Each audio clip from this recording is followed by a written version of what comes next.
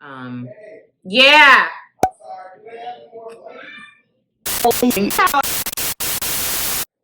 Hey guys, what's up? Welcome back to my channel. So as you guys can see by the title, today I'm going to be talking about my full birth story from start to finish, exactly what happened, and basically how I went into labor, how my delivery was, and basically how it was giving birth to my twins. Phoenix is sitting over there in her chair sleep, but um, he woke up a little early, so I'm gonna hold him while I film this video, and hopefully he doesn't show out too bad. But this is him. So I'm gonna make this video really short and sweet and just kind of to the point. I gave birth to my twins May 24th by C-section, so I did not have a vaginal birth with them. I did have a vaginal birth with both of my girls. I knew pretty early on that I wanted to have a C-section because I wanted to get my tubes tied. Like, that was a really big thing for me, to not have any more kids moving forward.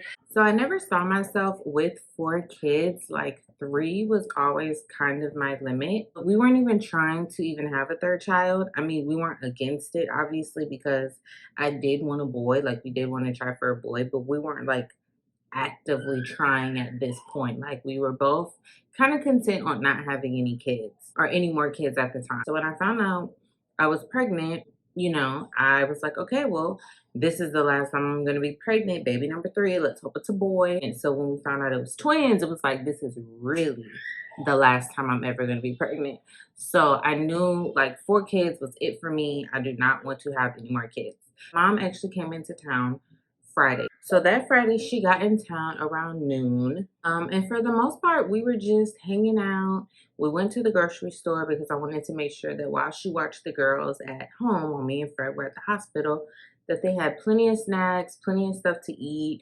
She was comfortable. You know, she was going to be in our house for 2 days by herself with both the girls. So I just wanted to make sure she was comfortable. She had everything she needed, everything she wanted for those 2 days, and to make sure that me and Fred also had what we needed, because I wasn't going to be getting up and moving and leaving the house. Like, I knew for the next couple of weeks I was pretty much going to be stuck at home.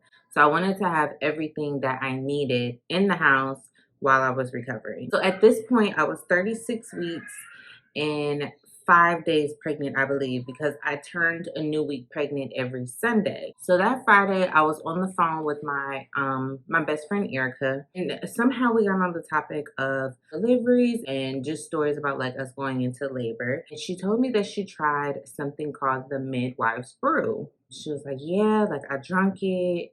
I was just ready for him to come. Like, she was pregnant with her son at the time. And she was just like, yeah, I was just kind of ready for him to come. I was over it. I drank some drink. It was really nasty. And I went into labor like 2 hours later. We talked about it for a little bit. And then after we got off the phone, I just kind of got on YouTube and just typed in midwife's brew. And it was like a bunch of videos about making this drink, drinking it, and how women were really going into labor. I think I watched like 4 or 5 videos, y'all, no lie, and all of the women started going into labor. All of them. So at this point, I'm talking to my mom, and I'm just like, I really just want to get this stuff to make this drink. I mean, I know they're healthy. I'm 37 weeks. Twins are full term at 37 weeks. I'm 37 weeks. I know they're healthy. Their weights are good. They're breathing on their own. I'm just really ready for them to come. But I knew that I did not want to do anything before I was 37 weeks. Like, I knew that. So Sunday comes, me, Fred, my mom, the girls were just all chilling in the living room, and when we had went to the store previously, we got the stuff to make the drink. So I think it was like almost 12 o'clock. So I mixed the stuff and I just start chugging the drink. And apparently you have to drink it within 30 minutes. It wasn't the most disgusting thing that I ever tasted, but it wasn't good. So I ended up drinking the drink, and I would say about 3 hours later I started having contractions, like very, very steady, like every 7-minute contraction. So Me and my mom decided to go for a walk. We just went for a walk around the neighborhood. And that's when my contractions started to really, really pick up. It was like 4 o'clock, 4:30. I called my doctor, or I call the doctor that's on call at the hospital, and I tell them, you know, I'm having contractions. They're about 3-4 minutes apart. And she was saying for me to come in and get checked. Now, just to remind y'all, I had been to labor and delivery 2 times before. Like the week prior, when I had went in for just regular appointments, I had elevated blood pressure. So my doctor ended up sending me over to labor and delivery, and they sent me home twice.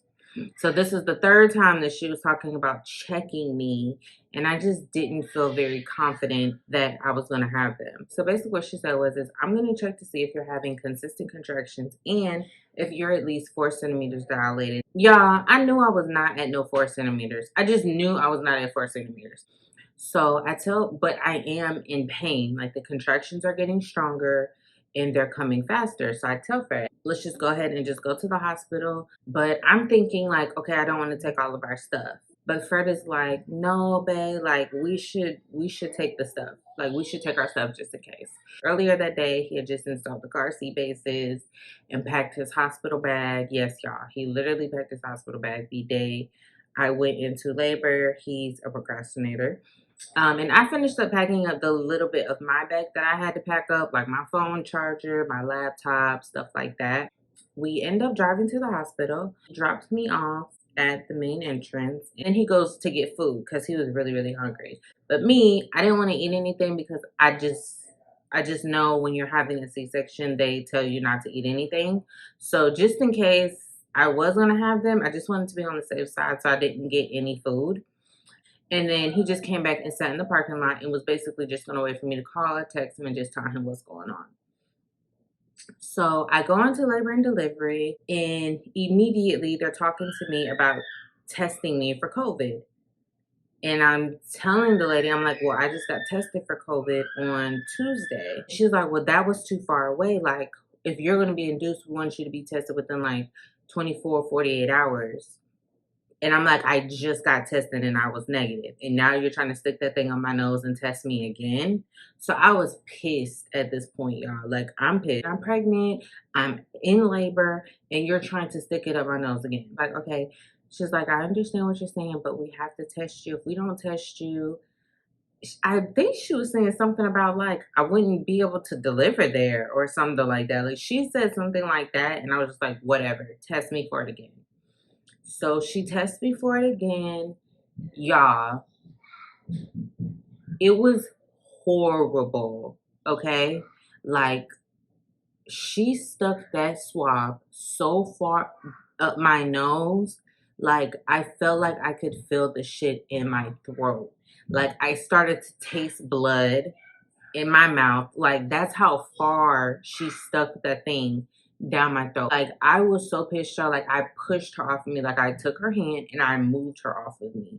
And that was with her only doing one nostril. Like, I started crying. At this point, I'm fucking livid because I just got tested. I was negative. I have my results to show. When I got tested the first time, they didn't stick it that far. Like, they did not stick it that far up my nose. So it just caught me off guard. And she was like, I'm sorry, but like, this is how the test goes. Like, do you want to continue? Let her go ahead and do the other nostril. But at this point, like, I have an attitude. Like, I'm not talking to her. She's trying to talk to me. She's like, I'm not fucking with her. I'm not with the shits. And I'm just not talking to her. Like, because I'm pissed. I'm crying. Like, I'm having contractions. I'm in pain. And here you are trying to stick something so far down my nose that I'm tasting blood in my mouth.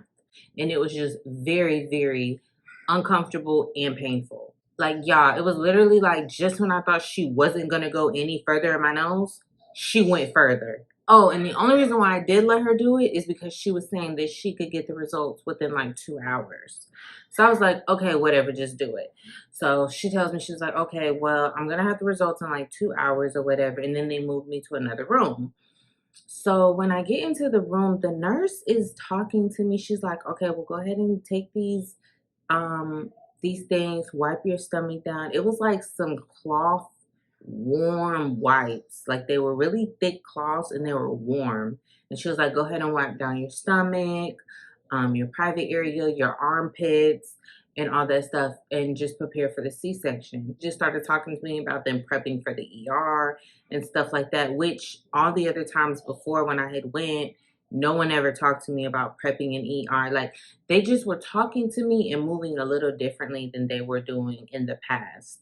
So I text my mom and I was like, yeah, like, I think we're gonna have the babies tonight. So they get me comfortable in a room. She go ahead, she hooks the babies up to the monitor. She starts my IV. Okay, well, the doctor's gonna come in a little bit and talk to you, and then we'll kind of figure out what's going on from there. So about 20-30 minutes pass. I'm still having contractions. The nurse is asking me all these questions. The registration ladies came in, all of that stuff. And then finally the doctor comes in. This was not the doctor that was supposed to perform my C-section originally, but I had previously met this doctor at one of my trips to labor and delivery. So I was familiar with her and who she was or whatever. So she was like, hey, yeah, are you ready to have some babies? Do you want to go home? And I'm like, no, if I go home, I'm trying to go home with some babies. And she was like, okay, well, we're going to go ahead and prep the ER. And she asked, like, do you have somebody that's going to come up here with you? And I was like, yeah, like he's waiting in the parking lot or whatever. He's waiting in the car. And she's like, okay, well, go ahead and call him. Go ahead and call dad.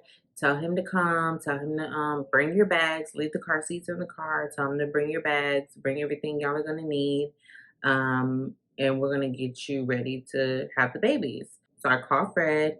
And I'm asking him where he's at. And he said, you know, I'm waiting in the parking lot. And I tell him, like, come, bring all the stuff, leave the car seats in the car, whatever. She was like, yeah, so we're going to go ahead and hurry up and prep the ER. You can go ahead and get your spinal and we can go ahead and get you set up to have the C-section. At some point, the nurse comes back in that tested me for COVID. And she walks up to me and she's like, now, mind you, everyone has on masks. Everyone has on, like, clothing from head to toe and is, like, covered. Facts. And I have on my mask.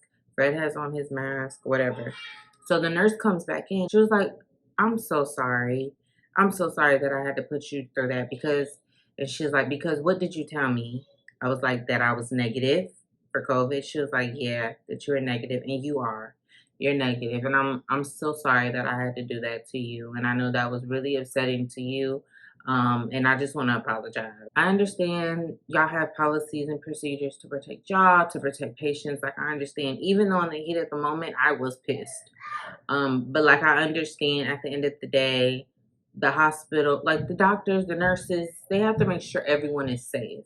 You know, and even me personally, like, I would want somebody to be tested. I would want to know if I'm on a floor or in a room next to somebody who's tested positive for COVID-19, because I'm pretty sure people who test positive, they move a little differently, obviously, or maybe they have them placed differently from patients who aren't tested positive, you know, stuff like that. So even though I was pissed because I knew I didn't have it, I understood why they were doing it. So I told her that. I was like, I understand, and, you know, I appreciate you apologizing. So Fred's getting dressed, and they tell him, you know, put your hair in the bonnet, put this on, cover up your feet. I took, like, so many videos. I'm going to insert, like, a little video of him putting this little outfit on, getting prepared. And they're like, okay, Dad, well, we're going to go ahead and wheel her back so she can get her spinal. We'll come get you when it's time.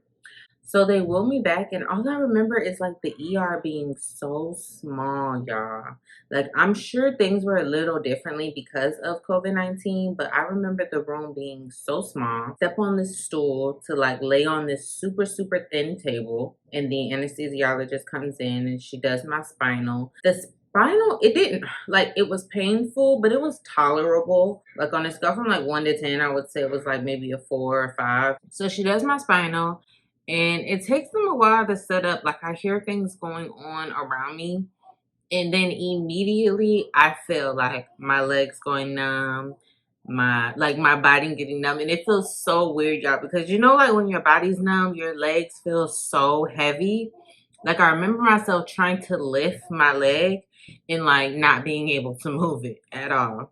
So, like I said, it took them a while to, like, set up, and then they put the curtain up. The doctors came in, and I'm like, whoa, whoa, whoa. Like, where's my man? Like, where's my man at? So I had to ask the nurse. I was like, can someone not forget to tell, to go get him? Like, can I like, please don't forget to go get him.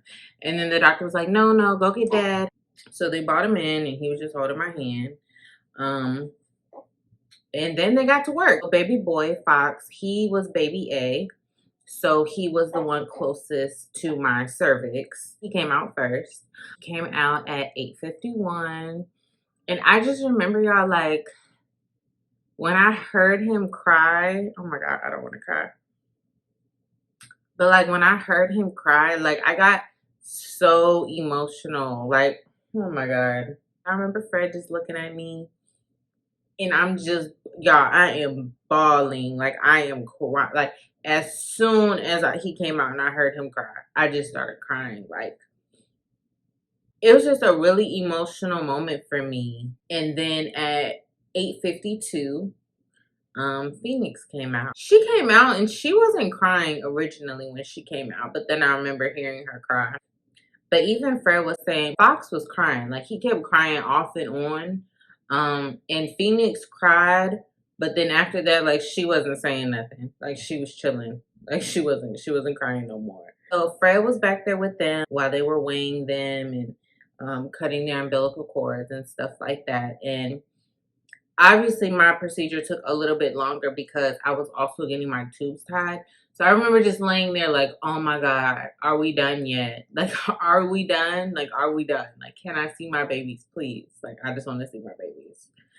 So, and then finally we were done. Going to the room with the babies, the nurse is coming in, checking on us and stuff. The room was an okay size. In my head, I was thinking like, okay, I have twins, so they're gonna give me a pretty big room. No, they didn't, and I don't know why. But nonetheless, it was a whatever. So when we get into the room, we don't have the babies yet, and I remember them wheeling in Phoenix. But I remember like Fox wasn't with her and the nurse was saying, she was like, yeah, Fox actually has to be under the warmers. His temp is kind of low. So we just want to put him under the warmers for a little bit just to make sure that his temperature goes up. And then I'll bring him to you.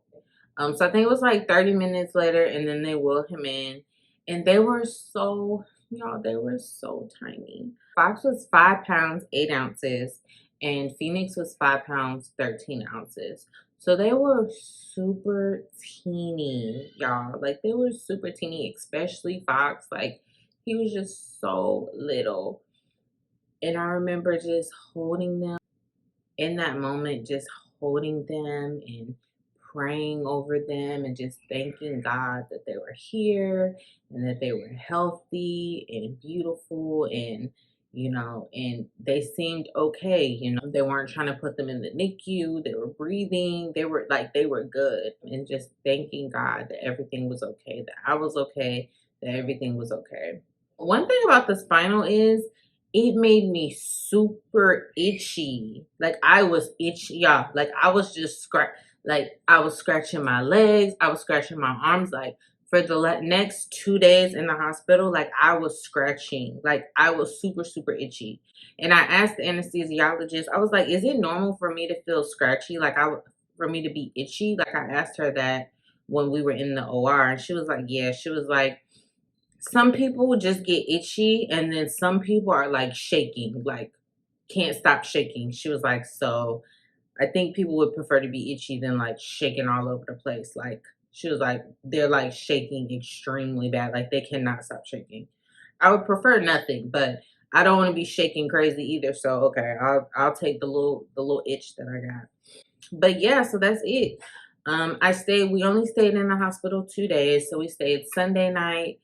And because I had them so late, it kind of seemed like we were really in and out of the hospital. So we stayed Sunday night, Monday night, and then we went home Tuesday.